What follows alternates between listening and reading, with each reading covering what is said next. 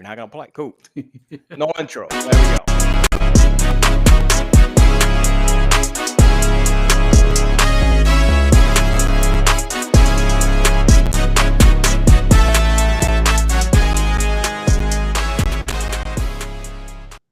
I'm telling you, it's like that thing needs a warm-up, right? Clickety, click, click. It's not going, and it finally starts to go after I click off. Anyway, what's up, Fins fans, FinsUp Nation? We are back.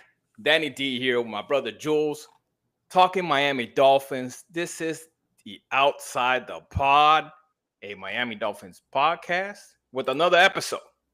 We're going to be previewing the Cleveland Browns. We're going to Cleveland today, or on Sunday. And their defense is scary. But first, let's look back a little bit, right? The Miami Dolphins lost a heartbreaker. It should have been the last straw, in my opinion, for the regime at the organization. But no, I mean, I hear Stephen Ross is not looking to make any changes. Specifically with the head coaching position, not coaching, but coaching. There goes my Mexican again. You thinking Mexican today? Yeah. Coaching. We're kosher. Yeah. Are we kosher? No talks of any GM changes. I think everybody kind of sees that coming. There's some low-hanging fruits about the Chris Greer that whatever. I don't believe, but whatever. And but I mean, all the fans, everybody on the media is calling for Mike McDaniel to be fired. They really are. All the fans, everybody in the media is like, this guy needs to go. So why it's not happening? We talked about this already too many times. I'm not gonna continue to throw it out there, but I want you, Jules, to close your eyes. Do it. Close your eyes and imagine yourself walking out of Hard Rock Stadium. You got your capri pants on. You got like 4 layers of sweat tops. Little glasses. Nice little shoes. But you're devastated. And you're thinking, man, this gotta be it. I gotta be fired. What do you do? What's your next thoughts? If I were him, yeah, you definitely got to be like, you definitely got to know that something could happen any minute, right? If you got plans going in South Florida this week, next month, you got to have to put them on pause, man. You got to put them on pause because you don't know. You don't know what's going to happen. You just got to put them up. If you were thinking of buying property, if you're thinking of doing any, long-term investments in South Florida, you got to put them on pause, man, because you don't know what's happening. And the other thing is, I'd be looking at what it is Mike McDaniel is probably going to be a good offensive coordinator for a long time in this league. He's just not a good coach. And we've said that before. This is not a new thing. This is not, breaking news or anything like that. This is what we've been thinking for a long time. You got to be thinking that you must make it to the playoffs for you to keep your job. I feel like he knows that if he doesn't, no matter what Ross is telling him now, and I'm sure he's giving him, like I said, the finta before, right? Like, hey, bro, he's got to know that he's got to make the playoffs, right? So what goes through his mind at this point? You know what I'm saying? Like, he knows that he needs to, but at the same time, he knows that he's probably not. So does he start thinking about, has any coach ever, and I should have looked this up before, ever resigned? I want to say yes, right? I just can't think of one. Like middle of the season? Yeah, like just quit. Like, hey, I'm not the best for this team. I thought I saw someone do that but for like health reasons or something else like that. And Oh, it might man. have been college football, Mhm. right? Wasn't it college football like recently? I mean, I wasn't thinking about this, so it's kind of like Yeah. I Why you gotta bring up this shit yeah, yeah. when we're not prepared to talk about it? Right. No, man, I don't think anyone would do that, right? Because if unless it's for health reasons or something like Right. that, I don't. And you might not get a job because they'll just see you as a quitter, right? If Yeah, you end up no, just like walking away, there. Yeah, I absolutely. mean, I guess wishful thinking. I love the man as a personal, personally. I don't have anything against him, but I don't believe that he's our coach anymore. And I think it's just a waste of time to continue to push him on through that same thing. And the thing is, once he knows that he's a dead man walking, how much motivation are you really going to have to really coach, really put, you know what I mean? You're depressed at that point. You know what I'm saying? He's probably not going to want to walk away from the job, but he's probably asking like deep, subconsciously, like, please, please, someone, please, get rid of me of this terrible, nightmare. And the other thing I was thinking is, and I'm sure this is probably more of a GM thing, but and probably not specifically for McDaniel. I don't think he has the power to make any changes in the staff. But if you were him, would you make any changes to the staff now? If, like, for say you're not getting fired yet, are you making any changes? I mean, if he had the power, I don't think he would. I don't think he would, unless it was like completely evident that that coordinator or Not that he. assistant or What what. would you do? I want to know what Well, Jules, Jules, what Jules yeah, I McDaniel would do. wouldn't, I wouldn't, because I'm not, I'm not that arrogant to think that I'm not part of the problem. If you're the head coach, it's always your problem. I see what you're saying. Yeah, it's always your fault. And is he taking Unless it that way? unless it was really evident that there was a problem there and maybe a compliance issue, a legal issue, Right. something like that, They make then too much money, bro. I mean, it's costing his job if he's not making. I mean, that's what I'm saying is trying to save the job, right? So, yeah, but you know what? And especially in this situation, I would have to look at myself and say, this is my problem. This is my fault. I didn't put the right pieces together. It's always your mhm. fault, bro. Like you and I, we've been in leadership positions, right? It's always your fault. Yeah, no, you're right. Doesn't matter. You're right. I'm just trying to ask the really nasty questions, Yeah, no, I so got you. so people start Ask thinking away. about, man, what could happen. But the other thing is too, there's a lot of trade rumors right now, specifically for Jalen Waddle, and I kind of just want to say, you know, no, but also, Hell no. do you think so? If they're keeping him around, is he asking for any help through the trade market? Uh Help like another wide receiver bringing him in? I mean, wherever we would need help, where would we need help? Linebacker, If I would think linebacker, a real one. People like Jordan Brooks. I don't like Jordan Brooks, bro. I see him bouncing off people. yeah.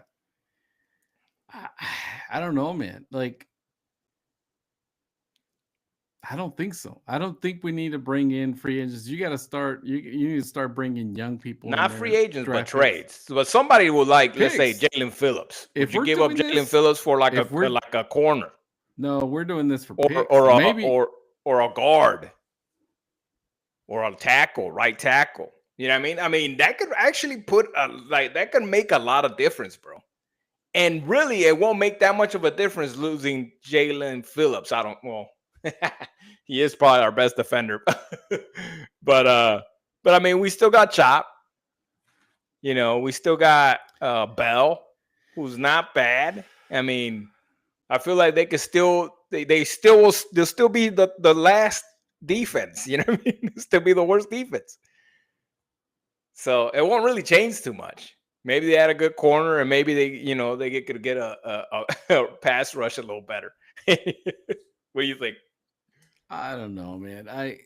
To me, like trading for other veterans, other guys, because they're not, you're not going to get like a young right tackle. You're probably going to get a 35-year-old right Like tackle. one year guy. Yeah. I mean, I'll take another. I'd rather take a pick.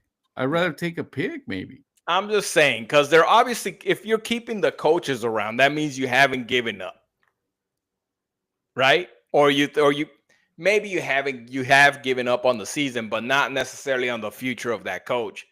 But to me, but the GM should be fired. I mean, somebody needs to be fired with the fucking somebody 1 needs to be in fired. 16. If I was Ross, I'd fire Greer. For sure. That'd be my first one. Yeah. Number one. Yeah. And if you're not going to fire the rest of the coaches, that's fine. Fire Greer. See how the team reacts. Excuse me. Because let's say if you're talking about trades, are you going to let the GM that's there right now that is a problem, if you've already decided to fire him, if you know he's the problem, then why would you keep him around right now from this point to the trade deadline to make these moves? Yeah. Why, if you already decided that he's not the guy that you want? If you already decided, then fire his ass right now and don't make these moves unless you already have someone in place or someone who you trust are going to make these moves. Yeah. But on the other hand, you also want to look at how the team reacts to that. You fire a GM, how does the team react? How do the coaches react? How do the play? You need to find out who wants it, who wants to be here for the long run, and that kind of thing. Right. Because those are decisions you're going to have to make, because a move like that is probably going to give you some more vision as to what you have and who's going to stick around and who's not. Yeah.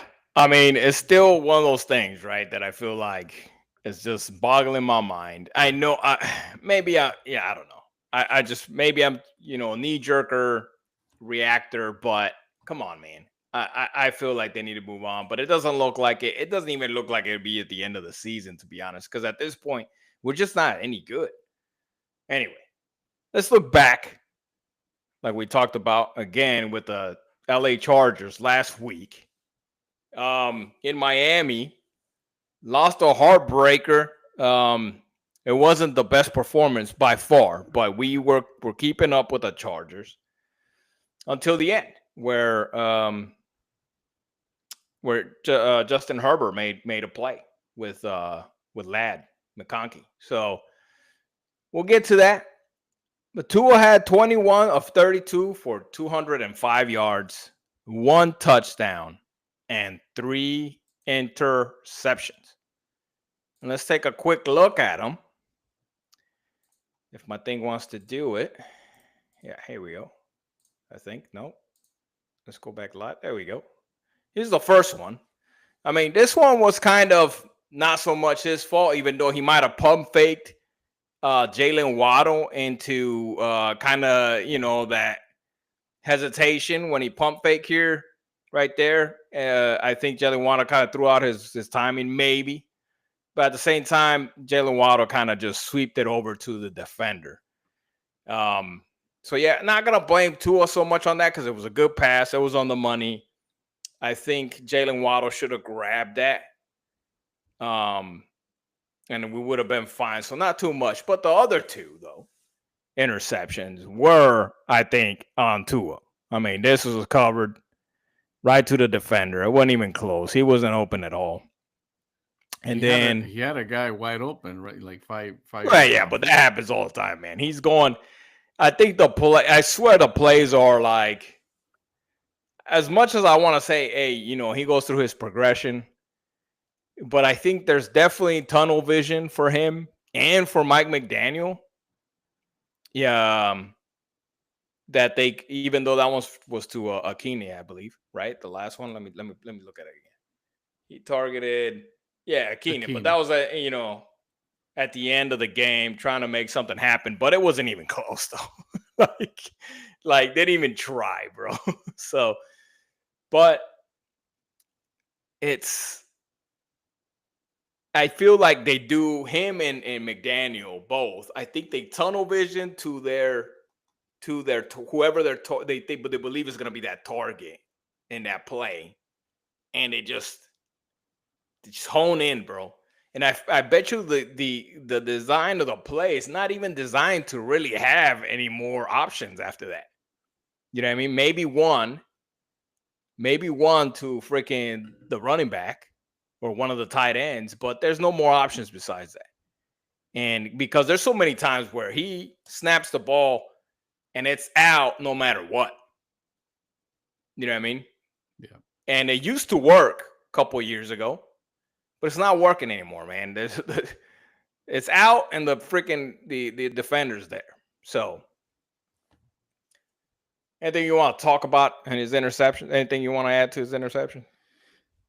Yeah, I mean, I think I'm going to give him one interception in this game. The first one was you're hitting Waddle on both hands. Yeah. No, so regardless of you definitely Waddle can delete that one. Yeah. And then the second one, definitely, I would say, you're trying to thread the needle there. You're trying to make a play. I don't think you need to do it at that point. It's not do or die. You got a guy open 5 yards downfield who could probably would have gotten the first down since he had a lot of separation. That one looked forced for sure. Yeah, and then the third one, we shouldn't have been in that position anyway, and it looks like the play was drawn up so that guy had to get the ball because you're set up in a certain way. I don't know if you saw the setup, dude. I mean, specifically with that play, I agree. Right, that's probably exactly the case. But it seems like all the other plays are the same. And they probably say, "Well, Akina's only caught 2 passes the whole year. Just throw it to him because nobody's gonna be covering." Right. But then it turned out, too bad. Turned out badly. But anyways, yeah, no. Let's move on to our star though. Achane is still a freaking animal, man. 16 carries for 128 yards, man. 2 touchdowns, dude. Unstoppable right now. We'll talk about what he's going to do against the Browns, but I just have one clip for him, and it's just this 49er where, like last year, where he did it to the 49ers, right? Same thing, kind of the same play. And you could just tell, like, oops, it's too late, bro. You're not catching it. Yeah. It's just, he makes it look so easy when he blows by the D-line. And if nobody's paying attention, he's gone, dude. Before you understand that it's a run, the dude is gone. And he just makes it look so easy. And he had another touchdown carry for about 10 yards as well. So, again, Waddle is D1 light in this whole team. I mean, there's a couple others, but definitely, I mean, not Waddle, but Achane is right now the MVP of this team, and we need to protect them with everything. Yeah. On the other side, well, let's talk about Waddle real quick. Waddle did have a pretty good game. 6 for 95. He did bobble that ball, but he had another bobble that was pretty cool. I'll show that one. So we showed the nasty bobble, but then check out this bobble right here. Whoop, whoop, whoop. Made the catch. Pretty good concentration. Again, Waddle's amazing, playing great. And this takes me back to that whole tunnel vision conversation, right? Is that why does Waddle get so much more targets when Tyreek Hill's not in the team? It doesn't, I mean, it should, yes, your targets should be lesser, but almost non-existent, like 2 targets a game. Like that tells me, like I said, dude, especially when we're behind, freaking just tunnel vision. And it happens with Achane too. When we start getting a little bit too behind, give it to Achane. That I feel like Mike McDaniel's back there just We need to get it to HN. We need to get it to HN. And he just starts to just freaking, we just need to do that. And then he forgets about everything else. Forgets about tight ends, forgets about Waddle, forgets about Waller. Yeah, and it becomes That's what it seems like. What's that? Yeah, and it becomes predictable. Yeah, and it gets predictable. Exactly. On the other side of our man, freaking Waddle or HN was Vidal. Vidal. Vidal. Yeah, I know, Snoop. I got you, bro. I don't even remember his first name. 18 carries for 124 yards. I mean, we knew this was going to happen after Dowdle, right? Oh, yeah. Like, we knew the dude was going to run close to 200 yards, and he could have probably had more if they, because the Chargers are much like us. It's pass heavy with Herbert. So this is probably the most they ran. I probably should look that up, actually. I just thought about that. They probably ran the ball more on us than they've had the whole season because they're pass first, just like we are. So Vidal or Vidal or whatever his name is. Vidal. There you go. I had it too before we started the episode. He probably could have done 200 as well. So yeah, I think I'm gonna give credit. I think we did a little bit better job, but I don't think Vidal is Rico Dowdle, right? No, bro. You know what I mean? So yeah. Yes, I do. So it's still like we don't know. We still don't know what's going on. We still suck. Okay. And then their receiver, Lad McConkey, 7 for 100. That's a good lad. And that's a good lad. Key reception at the end from Herbert. So at the end of the game, we came back, had a score, and then we left them with like 45 seconds or something like that. They had a good return. They had a good kickoff return. You may remember that? We dropped it in like at the 1. They had like a freaking 50-yard return, and then they did this where there might have been a hold on chop, whatever, but it wasn't that bad. It could have. I think it's a good no call. Looking at it a few more times, but Jalen Phillips was there, man. You got to make that tackle, dude. You got to squeeze that dude. Play that again. Play that again. I want to see something else. Okay. What are you watching? When he has him in the grasp. He lets go of the ball. What do you mean? Like, he lets go of the ball so he can pull his arm out. Exactly. So and then gets the ball again and then throws it. It's a great play by Herbert, man. Of course. I'm not taking anything away from Herbert. That's just him. That's a monster, freaking quarterback strength and everything. Yeah. And I mean, and that's the thing, right? And Herbert keeps. I don't think he's like completely shadowing Tua at this point, but I think he's got the ability to.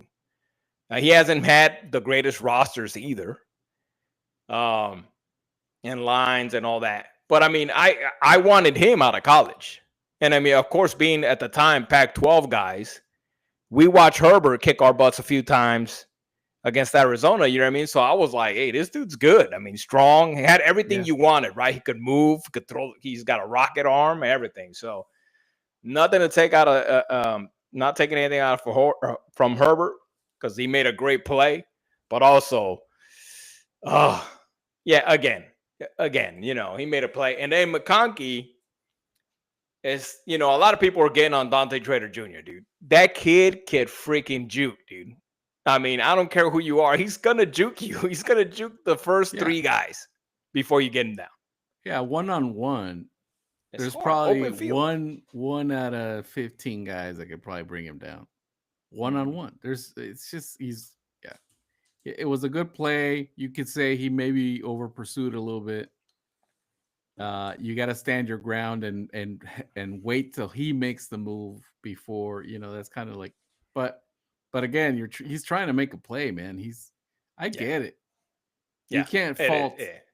You can't. Yeah. The thing is, we shouldn't have been there. We shouldn't have been in that situation. Is my thing, right? Where's the root of the problems? The root of the problems is we can't stop the run,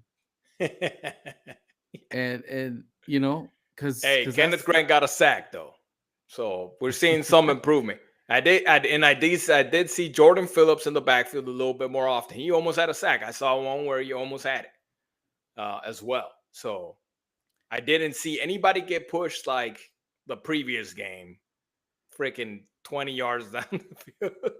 So they're learning, bro. Some learning, to be positive here.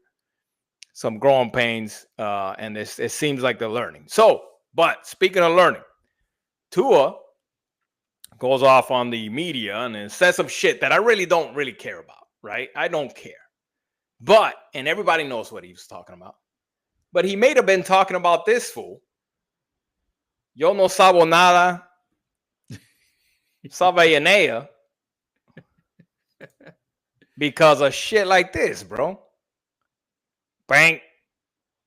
Let me play that again. Bang.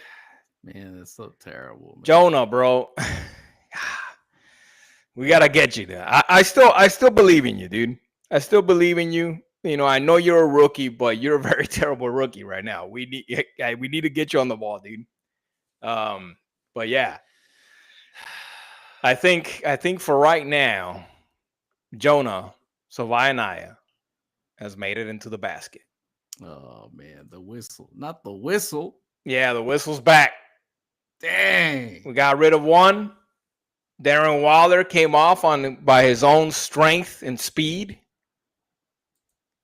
But now Jonah is back in the whistle basket.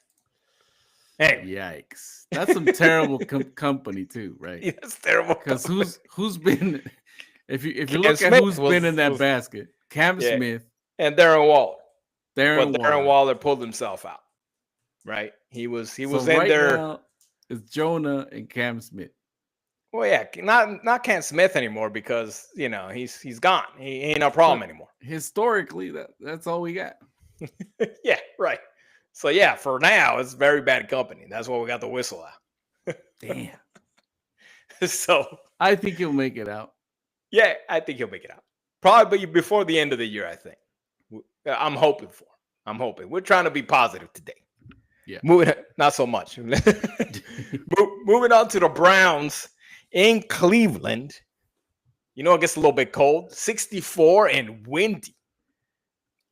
Jules was telling me it's 55 miles per hour, 50 mile per hour wind gust. The Browns are favored up to 3 points in some places. 2.5 is what I saw on ESPN and Vegas. So, I mean, I don't disagree. We do have some banged up dudes, but I think most of our guys are going to be playing besides obviously the obvious ones like Tyreek Hill and Austin Jackson and those guys. But it looks like the ones that were questionable earlier in the week did participate in practice, except for, who did you mention? Shoot, man. Oh, Elijah Campbell is the one that did not. And then Darren Waller did not participate, but that's has been the common theme. He was limited today. And that is the common theme in the last couple of weeks. So I'm not too surprised that he's limited. They're still taking care of his hip, making sure he's good to go to have a few snaps during the game. So not too concerned there. The Cleveland's offense has had difficulty scoring some points, to say the least.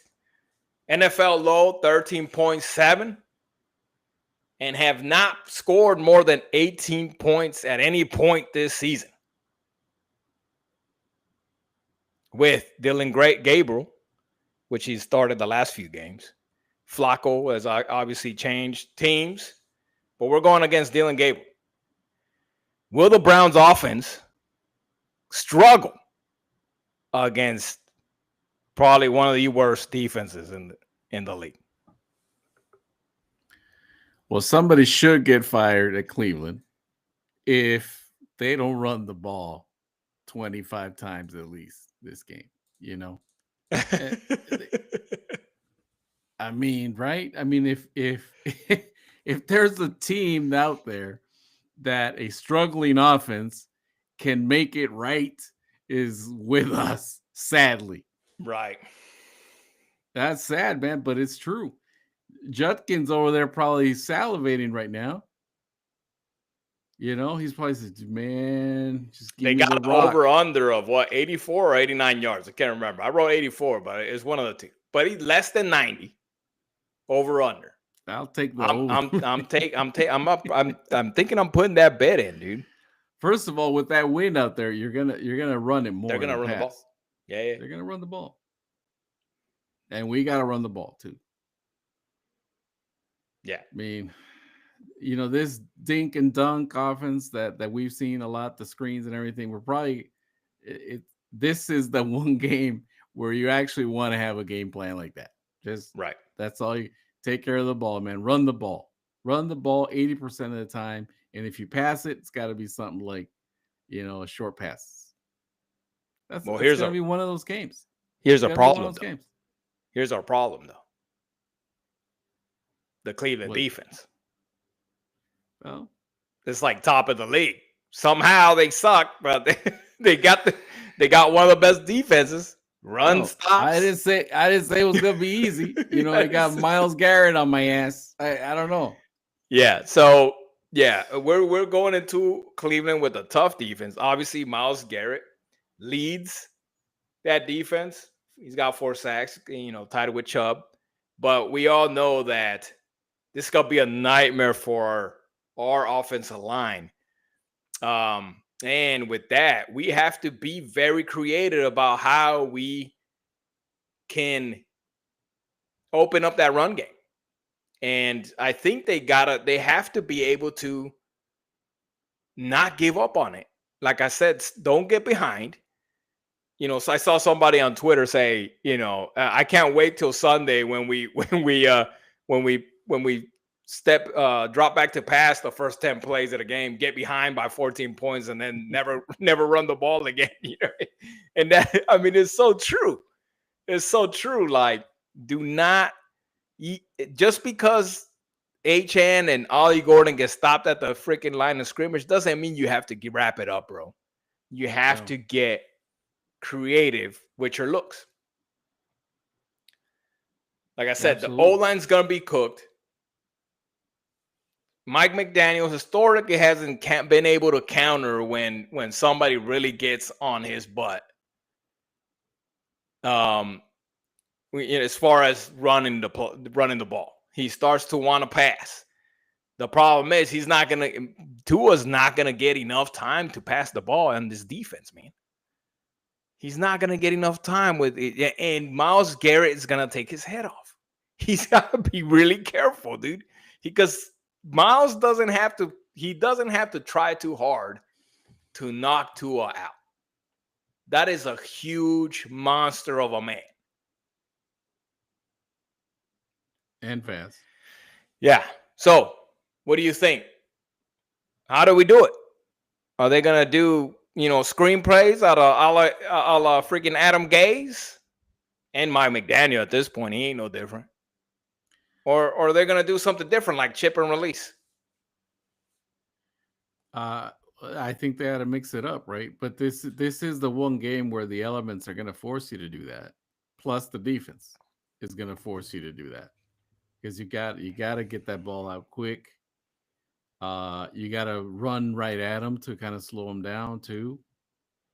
You know, that kind of stuff. So you're going to have to mix it up. And you're right about, when you have somebody like Achane, you don't have to rely on bombs either. You don't have to abandon the run because Achane can bust one open, and it's just the same thing as a 60-yard bomb when you have a guy that can take it 60 yards any given handoff. Exactly.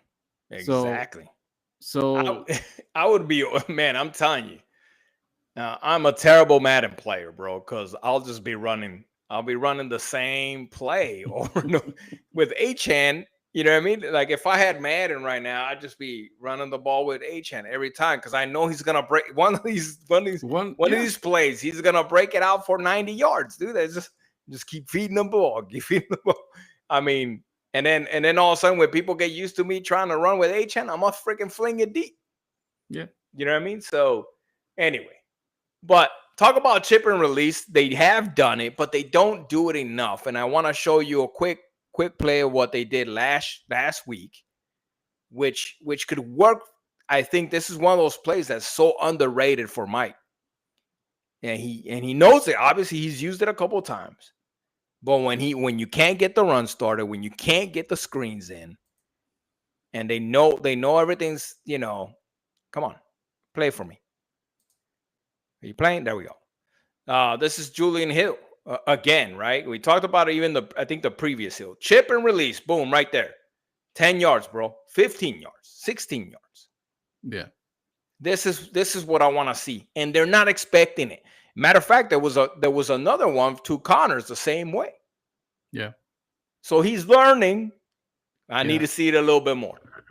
Right. And he's done it to Ingle too a couple of times. Now Ingle did drop one time. And I think that's what happens. Ingle's another good option. Yeah. That's what happens with McDaniel sometimes, is that he tries a play a couple times and then it doesn't work out. But you could see it could, depending on the right situation, right? Doesn't mean you should. And he never comes. Exactly. That's what I agree. Like he should come back to it and see what happens in a different situation. I think he just needs to mix it up a little bit more. The problem is, sometimes it gets predictable. He needs to find the right moments to break it out. And that one was a great looking play. Because it looked like he was going two different other ways first, and then he went to the chip and release. Exactly. He did his looks to either side, and then he dropped it. It was a great looking play. It was actually a design. That was designed for sure. It wasn't like his. It wasn't like his fucking get out of jail free card. Right. But exactly, that's what I want to see more. And I think he's getting there. But right now, I feel like all the defense has to do on the opposite end, for whoever the opposing team is, all they have to do is kind of focus on our star. Like if you could get, if you know where Achane's at, 90% of the time you're gonna make the play, because if, like I said, he gets tunnel vision and he's going to Achane almost every time. You know what I mean? Maybe Washington hasn't been targeted as much as he used to. You need to get him in again, man. You need to get him in underneath as well.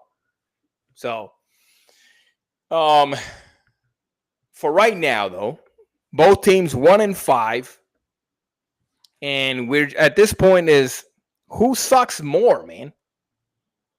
Who sucks more? Does the defense suck more than the Cleveland offense? And really, I mean, on the other end of the spectrum, with our offense against their defense, I think we're a lot lesser of an offense than they are the defense. So our defense, I think, is the key for this game. If we want to win this game, we have to be able to stop the run. If we can stop the run, we win this game, I think. I think we'll at least figure out 21 points, 17 points. I'm going to say that. Matter of fact, 17 for the Miami Dolphins. If we could do that, we keep them to 13 and we win the game. If we keep them from running the ball on us for more than 100 yards. What do you think? Yeah, definitely agree there. The other thing that I don't think we touched on, and I think when there's a game like this where it's going to be maybe stormy, but definitely windy, is special teams. And that's another thing. Like we have a replacement kicker going out there. Who's done okay. Who's done pretty well, man. He missed a field goal last week. One miss only. But he's been doing good. But we haven't seen him in elements like this, though. Right. I don't know. I have confidence in him too. But I'm just saying that it might be a factor in a game like this, especially if it's a low scoring, windy game. Yikes. Yeah. We better be ready for that kind of stuff because, yeah, man. What do you predict? I'm like you. I think we're gonna win this game. I think we pull it off. Because I think we have more playmakers on offense, and I think the way that Tua is gonna get that ball out quick, I think we can limit the damage that Garrett can do. But I mean, I know He's had Jonah. success in defense like this before. Yes, he has. But if Jonah keeps doing his whole A shit with some of these guys, then Yeah. that could pose a problem. And that Myles Garrett is always like gunning for the ball or something like that. The takeaway. Yeah. And so we got to be ready for that.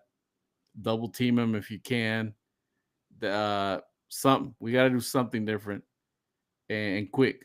Get rid of the ball quick and hand it off 80% of the time if you need to.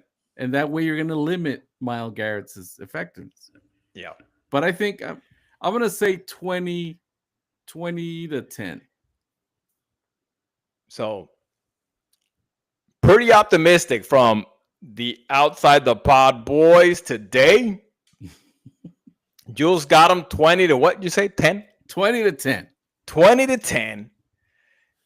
And your boy Danny has 17 to 13. Both for the Dolphins. So we're being very optimistic. I swear to you, I've been thinking about this the whole day. And the whole day I'm like, we're getting creamed by the Browns too. Yeah. But somehow I came to this because I want to be optimistic. And I truly believe that they're going to come in, that Weaver's finally going to come in with a plan. And the Brown offense is just not going to be able to. It's just not good enough. It's like one of the worst. It's not going to be good enough to figure to do something other than, if we stop the run, they're not going to be able to do to harm us too much other ways. Even though I get it, they got Judy, but they also got Dylan Gabriel, who's a rookie, who hasn't shown anything too special. So I think they could pull it off. So with that, I would like to see everybody again next week for another episode of Outside the Pod with Danny and Jules. Until then, fins up and hope we win, man. We'll be there watching the game with you in spirit. But again, see you guys next week. Fins up. Fins up.